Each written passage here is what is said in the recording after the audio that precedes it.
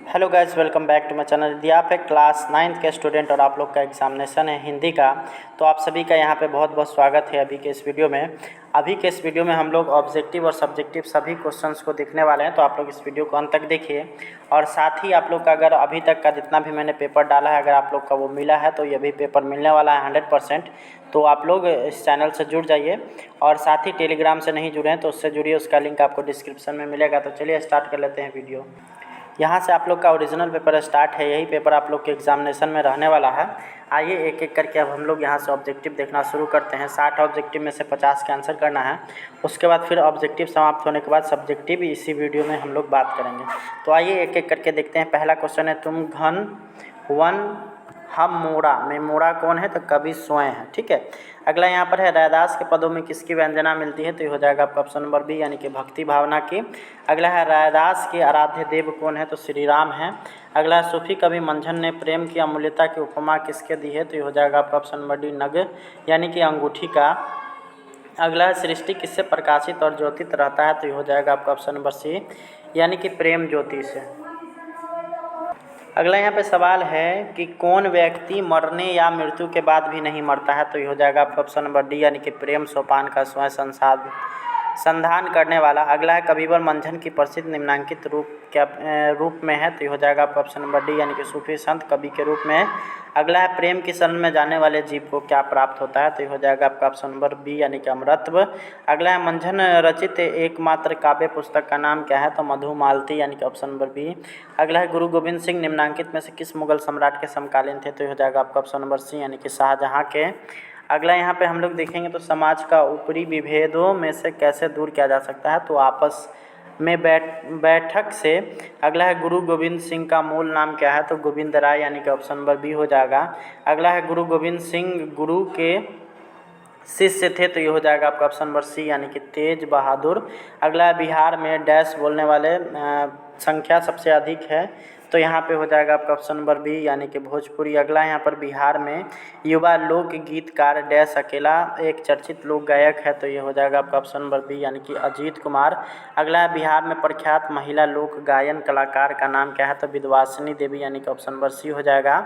अगला यहाँ पर है, कवि वानभट्ट बिहार के किस जिला में पैदा हुए थे, तो भोजपुर में। अगला यहाँ, बिहार की प्रसिद्ध गायिका विंध्यवासिनी देवी पंडित रघु झा की शिष्या थी, तो विंध्यवासिनी देवी इसमें भर लीजिएगा। अगला है, वर्तमान पटना साहिब को 18वीं 19वीं शताब्दी में क्या कहा जाता था, तो पाटलिपुत्र, यानी कि ऑप्शन नंबर ए हो जाएगा। अगला यहाँ पर है, मुंशी जी के बड़े भाई किस पद पर कार्य करके मरे, तो ये हो जाएगा आपका ऑप्शन नंबर बी, दरोगा के पद पर। अगला है, अंत में भगजोगनी किसकी पत्नी बन करके जीती रही, तो ये हो जाएगा आपका ऑप्शन नंबर बी, अपने सौतेले पुत्र की। क्षेत्रीय शब्द किस ध्वनि के मेलों से बना है, तो ये हो जाएगा आपका ऑप्शन नंबर बी। अगला है, कहानी का प्लाट शीर्षक पाठ गद्य की कौन सी विद्या है, तो हो जाएगा आपका ऑप्शन नंबर सी, यानी कि कहानी। अगला है, मुंशी जी की पुत्री का नाम क्या है, तो हो जाएगा आपका ऑप्शन नंबर सी, यानी कि भगजोगनी। अगला है, कहानी का प्लाट पाठ के लेखक कौन है, तो हो जाएगा आपका ऑप्शन नंबर सी, यानी कि शिव पूजन सहाय। अगला है, नालंदा कहाँ के इतिहास की गौरव गाथा को समेटे हुए, तो भारत के। अगला है, फाहियान भारत में किस देश से आया यात्री था, तो चीन से, यानी कि ऑप्शन नंबर ए हो जाएगा। अगला, युआन चांग ने कहा था कि यह देश जन्मभूमि है, तो हो जाएगा आपका ऑप्शन नंबर सी, भगवान बुद्ध की। अगला है, नालंदा प्रधान रूप से किस धर्म के दर्शन के ज्ञान दान से जुड़ा है, तो ये हो जाएगा आपका ऑप्शन नंबर ए, यानी कि बौद्ध दर्शन। अगला है, नालंदा का खंडहर डैश प्रदेश के डैश जिले में है, तो ये बिहार के नालंदा जिला में, यानी कि ऑप्शन नंबर ए हो जाएगा। अगला है, ग्राम गीतों का मर्म पाठ गद्य की कौन सी विद्या है, तो ये हो जाएगा आपका ऑप्शन नंबर ए, यानी कि रेखा चित्र। आगे की तरफ हम लोग देखेंगे तो ग्राम गीत में किनके नाम बहुत आए हैं, तो ये हो जाएगा आपका ऑप्शन नंबर सी, राम परिवार के सदस्यों के। अगला है, बच्चे किनकी कहानियाँ सुनने में ज़्यादा उत्सुक रहते हैं, तो भूत प्रेत की। अगला है, मेघदूत कविवर डैश की अमर काव्य है, तो यहाँ पे कालिदास, यहाँ पे ऑप्शन नंबर बी हो जाएगा। अगला यहाँ पर है, तुम चंदन हम पानी में तुम शब्द का प्रयोग किसके लिए हुआ है, तो हो जाएगा आपका ऑप्शन नंबर सी, भगवान के लिए। अगला है, कवि बाणभट्ट बिहार के किस जिले के निवासी थे, तो ये हो जाएगा आपका ऑप्शन नंबर बी, भोजपुर।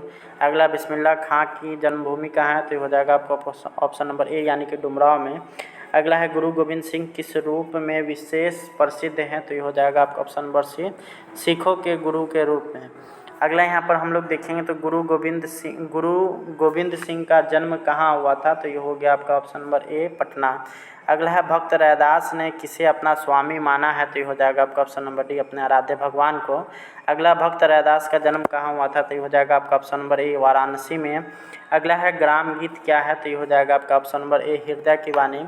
अगला यहाँ पर है डॉक्टर राजेंद्र प्रसाद का जन्म बिहार प्रदेश के सारण जिला संप्रति सिवान जिला में जीरादेई ग्राम में किस वर्ष हुआ था, तो इसका हो जाएगा आपका option number A, option number A हो जाएगा आप लोग का सन 3 दिसंबर 1884। अगला है कुछ लोग के कथन अनुसार गरीब घर की लड़की कैसी होती है, तो ये हो जाएगा आपका ऑप्शन नंबर ए, यानी कि मुँहफट और चंचल। अगला है मुंशी जी ने क्या बेच करके दारोगा जी का श्राद्ध किया, तो हो जाएगा आपका ऑप्शन नंबर बी, यानी कि कीमती तुर्की घोड़ी। अगला है निम्नलिखित में से कौन सा शब्द महादेव के समानार्थी नहीं है, तो यहाँ पे आप लोग का हो जाएगा यहाँ पे आप लोग का हो जाएगा, इसका आप लोग छोड़ दीजिए इसका यहाँ पे आंसर। अगला हम लोग देखेंगे व्यर्थ में कौन सा संधि विच्छेद सही है, तो ये हो जाएगा आपका ऑप्शन नंबर डी, आजकल भारतीय पहनावे बदल गए हैं। इसमें पहनावे क्या है, तो पहनावे भाववाचक संज्ञा है। अगला है यहाँ पर है मैं आप चला जाऊँगा, इस वाक्य में आप क्या है, तो आप है निजवाचक, यानी कि ऑप्शन नंबर बी हो जाएगा। अगला है प्रविशेषण शब्द किसकी विशेषता को बतलाता है, तो विशेषण की विशेषता को बतलाने वाले शब्द को प्रविशेषण कहते हैं, तो यहाँ पे विशेषण हो गया। तान्या को गंदगी से बहुत घृणा है, इस वाक्य में से किस कारक की विभक्ति है, तो करण कारक की। अगला भूतकाल कितने प्रकार के होते हैं, तो हिंदी में भूतकाल 6 प्रकार के होते हैं। अगला व्यायाम का संधि विच्छेद क्या है, ये हो जाएगा आपका ऑप्शन नंबर ए, यानी कि व्यय और आयाम। आजन्म में कौन सा समास है, तो ये हो जाएगा व्यभिभाव। अगला है निस्तेज में कौन सा उपसर्ग है, तो ये हो जाएगा आपका ऑप्शन नंबर सी, यानी कि निस। अगला है बुढ़ापा में कौन सा प्रत्यय है, तो आपा। अगला निम्नलिखित शब्दों में से कौन सा शब्द शुद्ध है, तो ये हो जाएगा आपका ऑप्शन नंबर ए, यानी कि चरमोत्कर्ष। अगला हम लोग देखेंगे तो निम्नलिखित वाक्यों में कौन सा वाक्य शुद्ध है, तो ये हो जाएगा आपका ऑप्शन नंबर सी, यानी कि फूलों की एक माला ला दीजिए। अगला है अक्ल पर पत्थर पड़ना मुहावरे का सही अर्थ क्या हो जाएगा, तो ये हो जाएगा आपका ऑप्शन नंबर डी, यानी कि बुद्धिभ्रष्ट होना। निंदा का विलोम शब्द क्या होगा, तो यहाँ पे इसका हो जाएगा संवेदना। अब यहाँ से आप लोग का सब्जेक्टिव क्वेश्चन स्टार्ट है। यहाँ पे आप लोग पहला जो देख रहे हैं वो यहाँ पे आप लोग को गद्यांश पढ़ना है और आगे आएगा आप लोग के लिए क्वेश्चन, उसको आप लोग का उसका आंसर करना है। ये सारा गद्यांश आप लोग को पढ़ना है और यहाँ पे जो आपको क से लेकर के अंग तक दिया गया है, 5 क्वेश्चन का आंसर करना है। उसके बाद दूसरा नंबर गद्यांश का अगर बात करिएगा तो ये भी गद्यांश आप लोग को पढ़ना है और उसके बाद इसमें आप लोग के लिए यहाँ पे 5 क्वेश्चन है। ये 5 क्वेश्चन का आंसर आप लोग को आगे मिल जाएगा। उसके बाद फिर आगे आप लोग यहाँ पे देखिएगा तो यहाँ पे संकेत बिंदु के आधार पर 250 से 300 शब्दों में किसी एक पर निबंध लिखना है। तो वर्षा ऋतु हो गया, डॉक्टर राजेंद्र प्रसाद हो गया, राष्ट्रीय एकता हो गया, पुस्तकालय हो गया, तो यहाँ पे आप लोग को वर्षा ऋतु पर मिल जाएगा। उसके बाद मासिक शुल्क माफ़ कराने के लिए अपने विद्यालय के प्रधानाचार्य के पास एक पत्र लिखें, ये आप लोग को मिल जाएगा। उसके बाद ये सारा क्वेश्चन आप जो देख रहे हैं यहाँ पे आप लोग के लिए ये है। यहाँ से आप लोग देख सकते हैं यहाँ पे क्वेश्चन का आंसर स्टार्ट है। आप लोग यहाँ से आराम से वीडियो को रोक करके यहाँ से लिख सकते हैं या फिर आप लोग टेलीग्राम से जुड़ जाइए, जहाँ पे मैं इसको डाल दूँगा तो आप लोग वहाँ से आसानी से इसको लिख लेंगे और सारा यहाँ से जानकारी ले लेंगे। यहाँ पे आप लोग देख सकते हैं वर्षा ऋतु पर निबंध है, ये आप लोग को इसी तरह से लिख लेना है। इसमें आप लोग को किसी भी तरह से कोई भी छेड़खानी नहीं करना है। वर्षा ऋतु की विशेषता उसी का भाग है।